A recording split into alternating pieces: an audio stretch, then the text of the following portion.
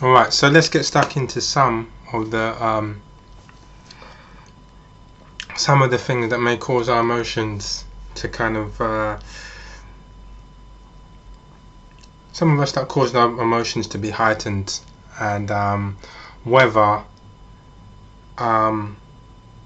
it's considered normal to you or whether it's considered unnatural. Because I think another thing what people need to understand is that I've been around a lot of people where they don't know their left elbow from their right.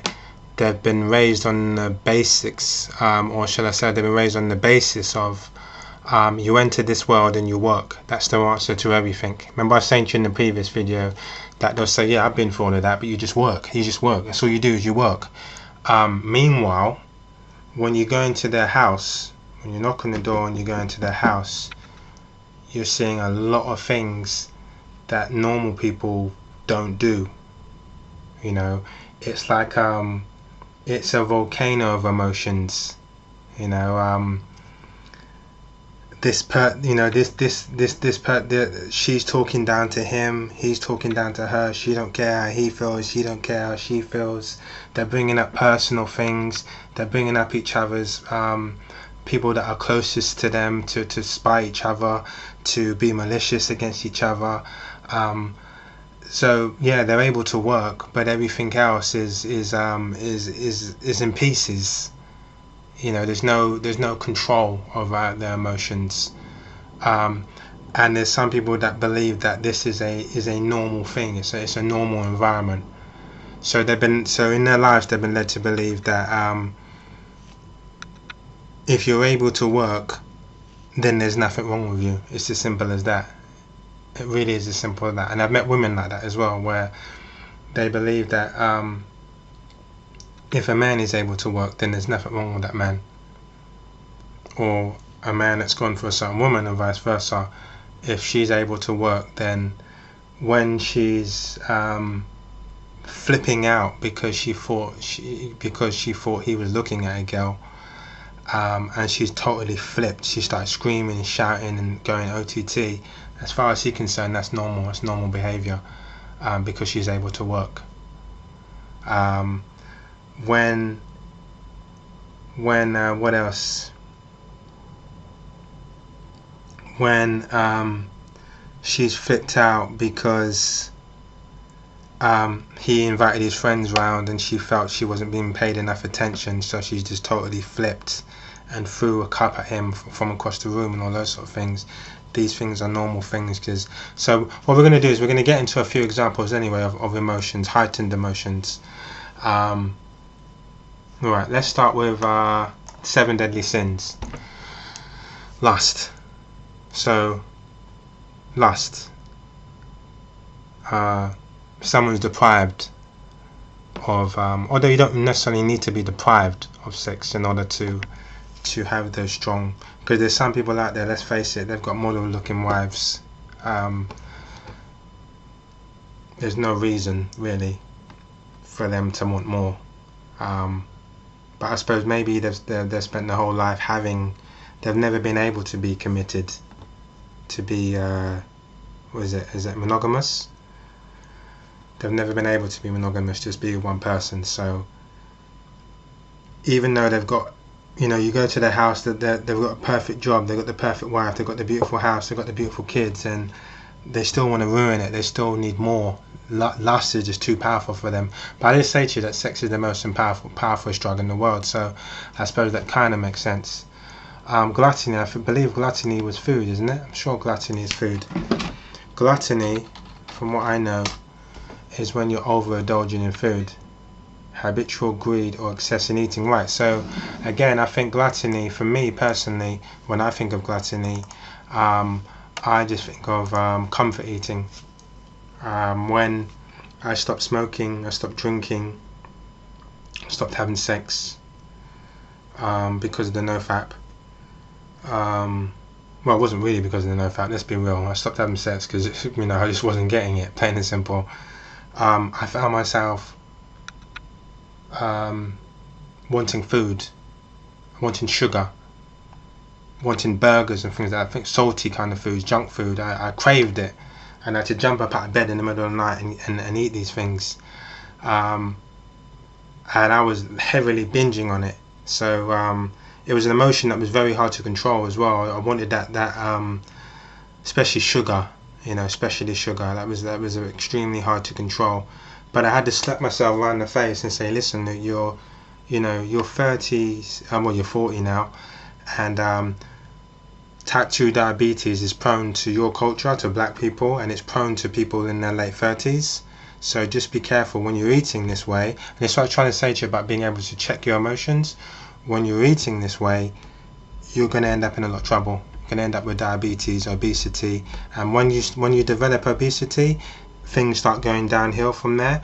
Over the next couple of years, you'll see a whole bunch of things start to go wrong: arthritis, arthrolysis, angina, all kinds of things start to happen. Varicose veins, all kinds. I'm not going to go into the whole thing.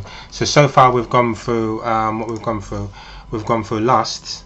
Again, and lust again is the emotion where if you don't check yourself, you'll end up probably maybe even raping someone.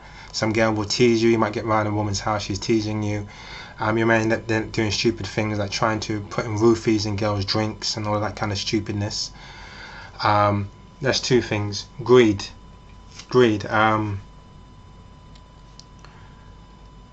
Yeah, I mean, greed is again is a very big one, because that goes in hand with lust. Lust and greed go hand in hand. Greed, man, greed. Again, I mean, I wasn't raised with a lot of money, so I've never really. It's something that's never.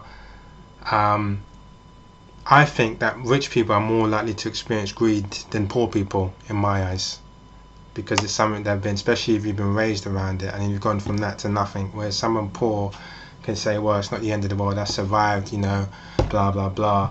But I think rich people are more likely to experience that, because some people are just born in the heart of it, and when you suddenly got nothing, it can drive you crazy. It can cause you to do stupid things, to try and kill your own parents to get the inheritance and all of that kind of silliness. Guys see beautiful women on MTV and they'll do some stupid rob a bank because they believe they have a good car, the woman might be more attracted to them. I heard one guy say, upgrade your whip, upgrade your chick. Upgrade your whip, upgrade your chick. So upgrade your car and you upgrade your woman. It's as simple as that. Some people do sell out for it, because of greed. And greed is the fact that you'll never have enough. It almost ties into lust, really. We're saying about that guy that had his wife, beautiful wife, and yet just wasn't enough, and just wanted more, just couldn't, sloth. Okay, let's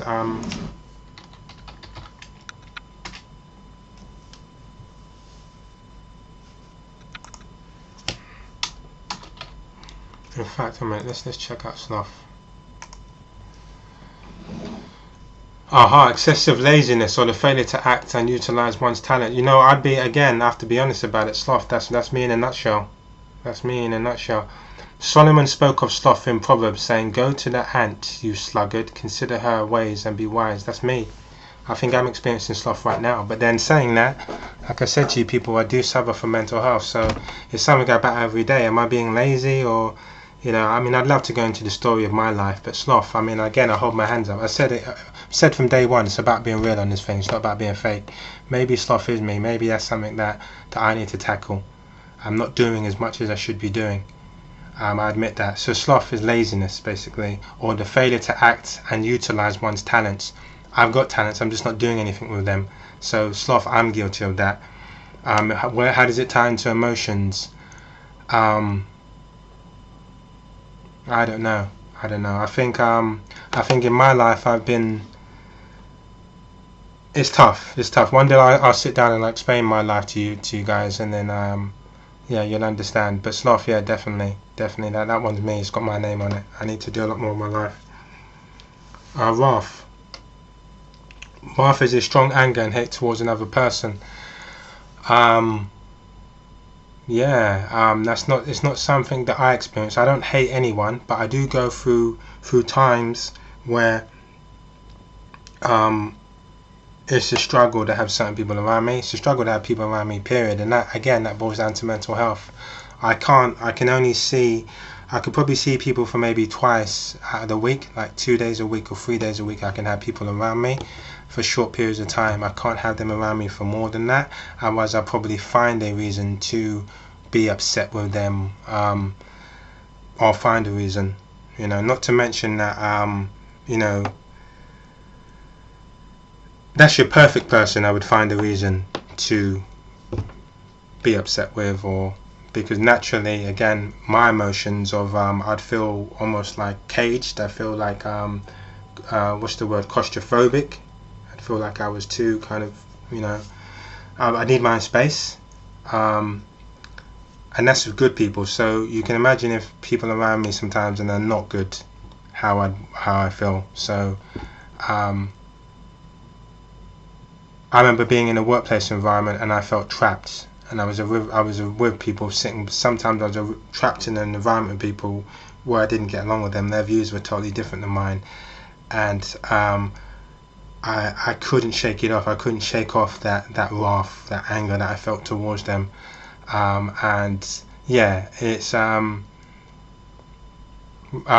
I don't hate anyone, but I understand. I can understand how you can end up having strong anger towards people, racists, pedophiles, all those kind of things. I can understand how you may find it hard to forgive, but it's in your best nature to forgive. Envy. Envy is the intense desire to have an item that someone else possesses. Again, envy for me personally. I mean, again, I've been around too many people that envy. I think that again, that's something that's so it's scary. It's scary because I know a lot of people that envy. I know a lot of people. Out of 10 people I know, I'd say 7 of them envy. 7 of them envy. When you're around people and all you do is hear them talk about other people, oh, she did this, she did that, and that's all you hear. That's envy in my eyes. Your whole life revolves around someone else. How did he get this? How did she get that? How is he able to go on holiday and I can't go on holiday? How? But yet when those people are doing this or buying this car or this beautiful girl or this, you don't hear me say those sort of things. The reality is I don't envy people. If I really wanted something, I would go out there and I'd get it. I don't need to envy someone. If I really wanted something that bad, even if it was a Lamborghini and my friend had it, there'd be a slight part of me that think, oh, you lucky so and so, how the hell did you get that? And I'd think, oh, Billy, but not to the point where it's like it would be like a 2-second thought, 4-second thought, maybe even a minute at the most, but it wouldn't consume me. You wouldn't come around my house the next day and I'm still upset about it, and I'm saying little sarcastic things indicating to you like it's still there. So I'm trying to say, and it's not it's alien to me. The whole envy thing is alien to me. I can understand how someone can have something, you think, oh, you lucky. How the hell did you end up getting that? I only got it for this amount of money. What's something that good? How did you get that? Why is he always getting these things? I can understand that, but not to a point where I want to see harm, or I'm going to try and slander him, or I'm going to try and belittle him, or I'm gonna try and ruin his reputation, or I'm gonna make fun of him around people because I'm just jealous of the fact that his life is easier than mine. If that's the cards he's been dealt, that's his cards. And this is the life I've been dealt. But that's not. It's not his fault that I've been dealt these cards, and it's not my fault that he's been dealt those cards. That's just life. Just focus on yourself. Okay, that's envy for you. Right. Pride. Again, this is one that probably affects me, and I'm not afraid to admit it. Pride is an excessive view of oneself without regard for others. Let not the mighty man boast of his might, but let him who boasts boast of this, that he understands and knows me.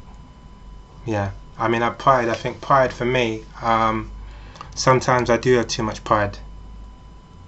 I'd rather die than kind of beg anyone for anything. sometimes I think no one can survive being on this planet by themselves. We all need someone. We all need someone. I help you, who then helps him. You know, it's kind of a universal code that none of us can make it by ourselves. I help her, she helps him, he helps her. So sometimes the help doesn't always come back from the same person. But I'm the type of person where I refuse to be helped.